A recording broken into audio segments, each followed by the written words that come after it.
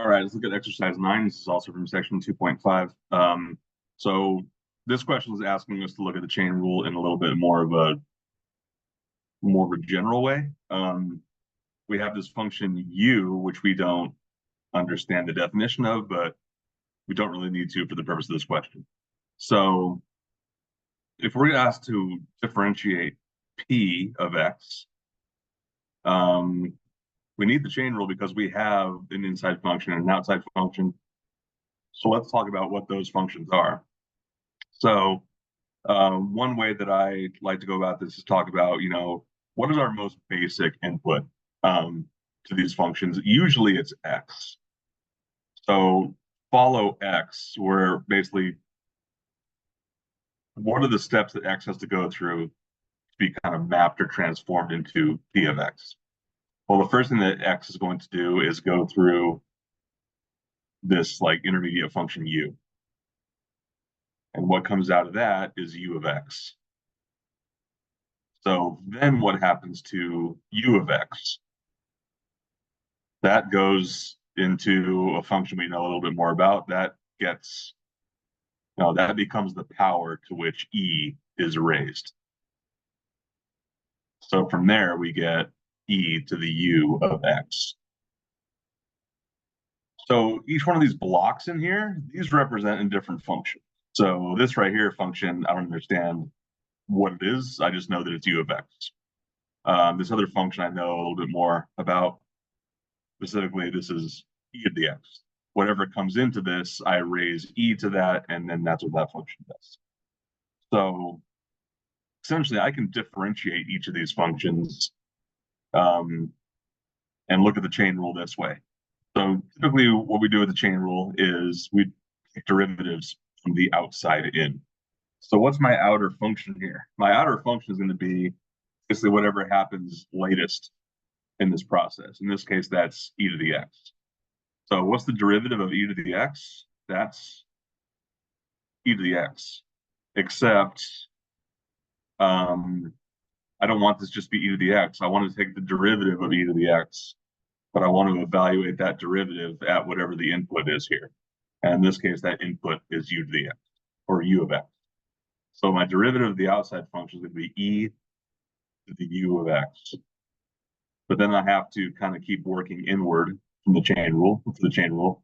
What's the derivative of u of x? By definition, that's going to be u prime.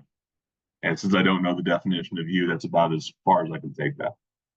So if we apply the chain rule here, we get this expression. The derivative of p is e to the u of x times u prime of x. Moving on to part B.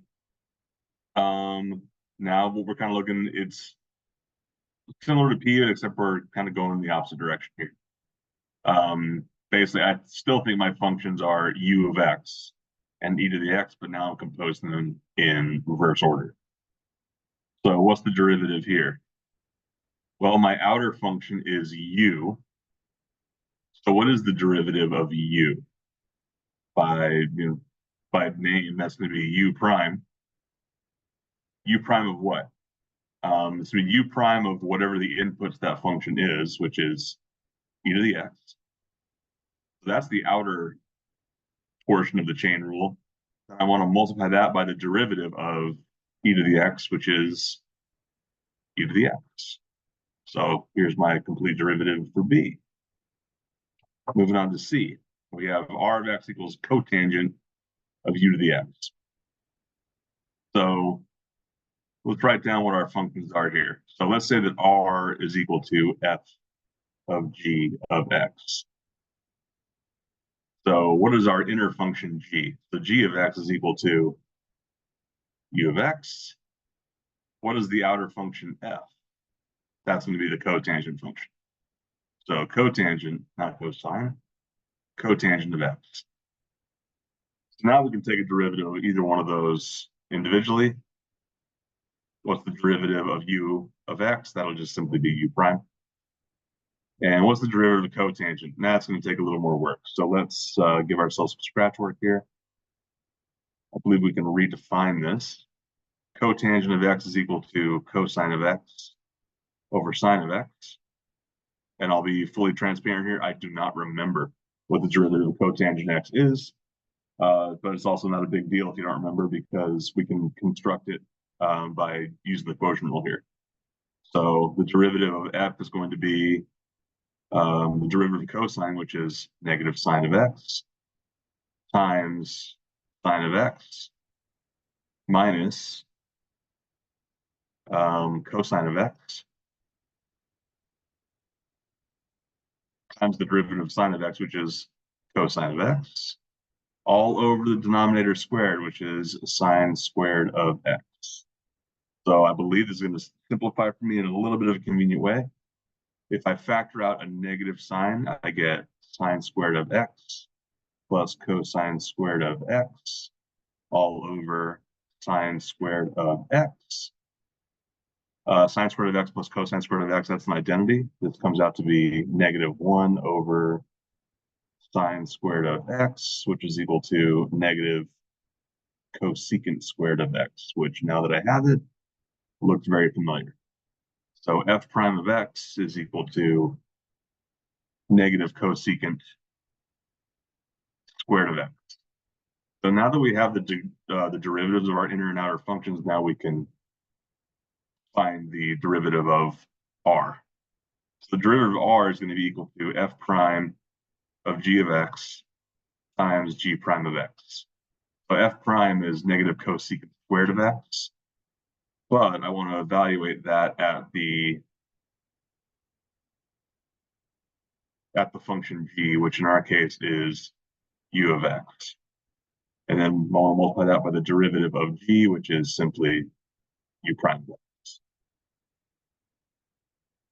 All right, moving on. Is this simply so same kind of thing here. We have the functions are u of x and cotangent of x. Now we're composing them in the opposite order. So what is the derivative of our outside function this time? Our outside function is u, which means our derivative of that is going to be u prime. I want to evaluate that at cotangent of x. So u prime of cotangent x, that's the outer layer of our chain rule. And then I'm going to multiply that by the derivative of cotangent of x, which we will just borrow from our last slide here. Negative cosecant squared of x. Negative cosecant squared of x. So s prime of x is equal to negative u prime cotangent of x times cosecant squared of x. All right, next part E. A of x equals u of x to the fourth. So let's go a little bit faster now. We've done 4 parts of this now. What's our outer function? Our outer function is u. What's the derivative of u? That's u prime. But I want to leave the input to function u intact. So u prime of x to the fourth. Now I want to multiply this by the derivative of x to the fourth, which by power rule would be 4x cubed.